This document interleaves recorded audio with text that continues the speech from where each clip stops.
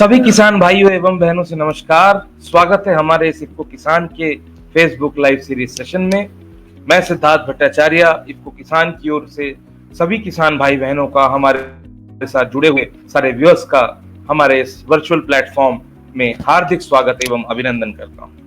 जैसा कि आप जानते हैं, आज ये 7वां हफ्ता चल रहा है, विगत 2 महीने होने को है और बड़े गर्व के साथ कहना पड़ रहा है मुझे, मैं ये कह रहा हूं कि इफ्को किसान फेसबुक सीएसआर एक ऐसा वर्चुअल प्लेटफॉर्म है जो केवल किसानों के लिए डेडिकेटेड है ऑल ओवर इंडिया। ऐसे तो आपने कई ऐसे प्लेटफॉर्म्स देखे होंगे जो कि जहां पे बड़े बड़े वेबिनार्स होते हैं, बड़े बड़े सेमिनार्स होते हैं, परंतु ये एक एकल ऐसा प्लेटफॉर्म है जो कि हमारे किसान भाई बहनों के लिए फोकस्ड है और डेडिकेटेड है।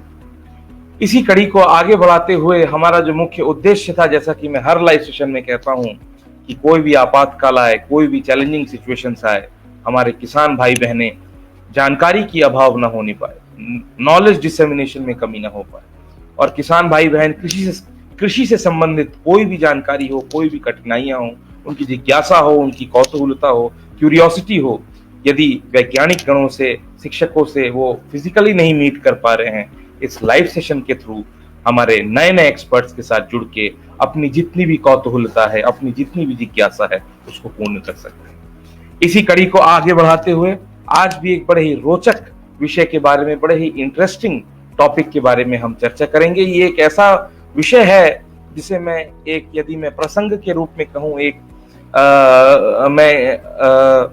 इसका एक एग्जाम्पल लूं, जिस तरह से एक छोटा बच्चा लॉलीपॉप या फिर टॉफी के लिए अपने पिता से जिद करता है और टॉफी के दुकान की ओर दौड़े दौड़े चला जाता है, उसी तरह से आज का जो ऐसी कमोडिटी है जिस पे हम चर्चा करेंगे, एक हमारा किसान भाई भी इसको देख के सीजन के दौरान इतना लालायित होता है और बड़ी से बड़ी लंबी कतारों में खड़े होने के लिए तैयार होता है और अधिक से अधिक पैसा देने के लिए तैयार हो जाता है। जी हाँ, आज हम चर्चा करेंगे उर्वरकों की, यानी फर्टिलाइजर की। आज का जो हमारा चर्चा का विषय है वो है उर्वरकों का विवेकपूर्ण उपयोग तथा इसका प्रभाव। यदि अंग्रेजी में मैं इसका अनुवाद करूं, वो है judicious use of fertilisers and its impact. इस विषय पर चर्चा करने के लिए जो आज के हमारे एक्सपर्ट हैं, उनका तारुफ, उनका इंट्रोडक्शन मैं आज सभी से करा देना चाहता हूं। आज के हमारे जो एक्सपर्ट हैं वो वरिष्ठ कृषि अर्थशास्त्री, भारत के एक सर्वोत्तम एवं एशिया के एक सर्वोत्तम विश्वविद्यालय से उनका ताल्लुक है, जो कि काशी हिंदू विश्वविद्यालय, बनारस हिंदू यूनिवर्सिटी हम कहते हैं, वाराणसी में स्थित है। एग्रीकल्चर इम्पैक्ट असेसमेंट यानी कृषि प्रभाव संकलन में इन्होंने पारंगत हासिल की हुई है। शोध छात्र को एवं छात्र छात्राओं के कृषि अर्थशास्त्र के विषय पे फोकस्ड रहना, उसका इंपॉर्टेंस बताना तथा किसान भाई बहनों की लागत को, कृषि लागत को किस तरह से कम कराना में इनकी हमेशा से मुख्य धारा एवं इनका मुख्य एम रहा है। साइंटिस्ट ऑफ द ईयर यानी सर्वोत्तम वैज्ञानिक पुरस्कार से 2017 में ये सम्मानित की गए हैं। यंग फेलो अवार्ड कृषि अर्थशास्त्र यानी एग्रीकल्चर इकोनॉमिक्स के ये अवार्डी हैं। 30 से ज्यादा इनके शोध पत्र हैं, जिनमें से 12 अंतरराष्ट्रीय पब्लिकेशंस हैं। 4 इन्होंने डॉक्टोरल स्टूडेंट्स को अभी तक गाइड किया है। करीबन 15 से ज्यादा उच्च स्नातक यानी एमएससी स्टूडेंट्स को गाइड किया है। 12 से ज्यादा बुक चैप्टर्स हैं इनकी, 6 इनकी स्वतः किताबें हैं। और यदि इनकी उपलब्धताएं, इनके अवार्ड्स और रिकग्निशंस में चर्चा करूं तो मैं दावे के साथ कह सकता हूं शायद पूरा दिन आज मुझे एक सेपरेट सेशन रखना पड़े। मेरे गुरु रह चुके हैं जिन्होंने मुझे ये कृषि अर्थशास्त्र के बारे में भी पढ़ाया है। तो आइए पूरी ऊर्जा के साथ बहुचर्चित, बहुप्रचलित, बहुमुखी, बहुप्रतिभावान आज के हमारे युवा एक्सपर्ट डॉक्टर वीरेंद्र कमलवंशी जी का हार्दिक स्वागत करते हैं। डॉक्टर साहब नमस्कार। नमस्कार सिद्धार्थ जी। मेरे प्यारे कृषक बंधुओं, अन्नदाता सुखी भव। बहुत बहुत स्वागत है आपका हमारे इस इफ्को किसान के फेसबुक लाइव सीरीज सेशन में। इफ्को किसान की ओर से तथा 1 लाख किसान भाई बहन जो हमारे इस पेज को फॉलो करते हैं और लाइव सेशन में जुड़े हुए जितने भी व्यूअर्स हैं, इन सभी की ओर से आपका बहुत बहुत हार्दिक स्वागत एवं अभिनंदन। धन्यवाद सिद्धार्थ जी। मैं आपको बता देना चाहता हूं सर, अभी मात्र 5 मिनट हो चुके हैं और 60 से भी ज्यादा किसान भाई बहन इस समय लाइव सेशन में जुड़ चुके हैं हमारे साथ। मोनालिसा जी प्रयागराज से, महेंद्र सिंह लखनऊ, सुनील कुमार गोयल बरकच्छा से, करुणेश त्रिपाठी बिहार से, सुमन सिंह सीतामढ़ी से, लालशंकर पटेल, मणिका तोमर जी हिमाचल प्रदेश, वैभवी मिश्रा, विकास सिंह तोमर सीतापुर से, परितोष पात्रा वेस्ट बंगाल, धीरज पांडे, सांगुस सोबागिन, विजय शर्मा, सरदार सिंह चौधरी राजस्थान से, चंद्रकांत बागेला, संजीव पाठक शाहजहांपुर से, Kularam Chaudhary, Saurabh Shankar Dubey from Madhya Pradesh, Daya Srivastava again from Sitapur, Gulesh Dongre from Maharashtra, doctor Durga Prasad Padi from Orissa, Lalshankar Patel, Manoj Pandey from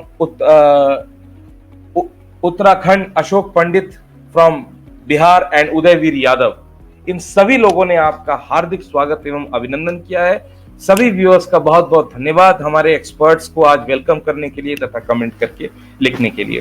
70 से ज्यादा लोग इस समय लाइव सेशन में जुड़े हुए हैं सर, और सभी का हार्दिक स्वागत करते हुए मैं आपसे कहना चाहता हूं कि आज का जो विषय है उसके बारे में मैंने एक हिंट दे दिया है, उसके शीर्षक के बारे में मैंने कह दिया है।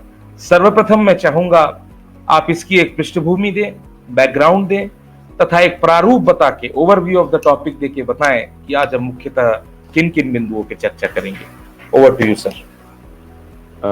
धन्यवाद सिद्धार्थ जी फॉर मेरे लिए भी आपने अपने स्तर से बहुत ज्यादा। सर अपना वॉइस थोड़ा बढ़ा लें। मैं आप लोगों से बात करूं कि सर आपका अपना वॉइस थोड़ा बढ़ा लें। हाँ, आज मैं आप लोगों से बहुत महत्वपूर्ण मुद्दे पे बात करने आया हूं, जो न केवल आपसे, मुझसे, बल्कि पूरे समाज से, पूरे देश, पशु पक्षी, जंगल, सभी के बारे में, सबके लिए महत्वपूर्ण है।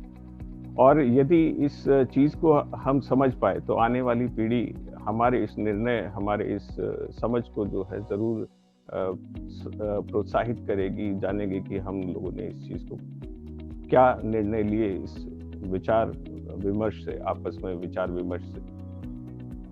आज मैं आपसे बात करूंगा उर्वरकों के बारे में कि उर्वरक क्या है, क्यों हमें ये इस्तेमाल करना पड़ा, क्या क्वांटिटी है, कितना हमें इसको इस्तेमाल करना है, अगर ज्यादा इस्तेमाल करते तो इसके क्या फायदे, क्या नुकसान है, क्या उर्वरक और उत्पादकता में कोई मेल है कि नहीं है, क्या एक दूसरे से जुड़े हैं। फिर हम बात करेंगे उर्वरक सब्सिडी के बारे में, वो कैसे दी जाती है, उसका क्या असर होता है। इन सभी चीजों को हम आज आपसे एक छोटे से सेशन में बातचीत करना चाहेंगे। सिद्धार्थ जी सर, आपने बताया, एक बहुत ही अच्छा प्रारूप दिया कि आज मुख्यतः किन किन बिंदुओं पे चर्चा करेंगे। और ये एक ऐसा विषय है सर, यहाँ तक मैं मानता हूँ कि इसके बारे में कई भ्रांतियां हैं, इसके बारे में कई रॉन्ग नोशंस हैं, और किसान भाई बहनें जो इतने सालों से खेती जो है करते हुए आ रहे हैं, आज भी कुछ चीजें उन पे क्लियर नहीं है। तो सर शुरुआत जो है करते हैं आज हम अपने इंट्रोडक्शन के बाद पहले सेगमेंट से कि जो यूरिया है, यदि देखा जाए ये एक शरीर का बाई प्रोडक्ट है, एक टॉक्सिक है, एक वेस्ट मटेरियल के तौर पे है, जो शरीर से जिसका विघटन होना बहुत जरूरी है। तो मैं चाहता हूं किसान भाइयों को आप बताएं, भाई बहनों को एवं छात्र छात्राएं और जितने भी स्टूडेंट्स हमारे साथ जुड़े हुए हैं, कि ये urea as a waste material क्या है, और इसके विषय पर जरा सा प्रकाश डाल के जरा सा मार्गदर्शन करें। देखिए किसान बंधु, हमारे शरीर, मैं यूं कहूं शुरुआत से कि अगर प्रकृति ने एक नियम बनाया है, प्रकृति ने नियम बनाया है कि हमारे शरीर में जो यूरिया है वो एक वेस्ट प्रोडक्ट है, जो हमारे मूत्र के द्वारा जो है वो पहुंचा दिया जाता है।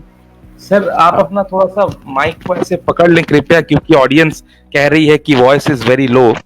तो मैं आपसे रिक्वेस्ट करूंगा कि थोड़ा सा वॉइस आप इसको जी सर प्लीज। ठीक है, तो अगर हम देखें प्रकृति के कुछ नियम हैं, उस नियम में सबसे बड़ी चीज ये है कि आप लोगों के पास जो वेस्ट प्रोडक्ट है, हमारे शरीर का वेस्ट जो है वो यूरिया होता है, यूरिया हमारे शरीर में आता है प्रोटीन के विघटन से। इस प्रोटीन के विघटन से यूरिया जो है वो एक वेस्ट प्रोडक्ट है जो निकल जाता है हमारे मलमूत्र। यही यूरिया पौधों के लिए एक बहुत गुणकारी है, उसकी उपज बढ़ाता है, उसको एक ग्रोथ देता है।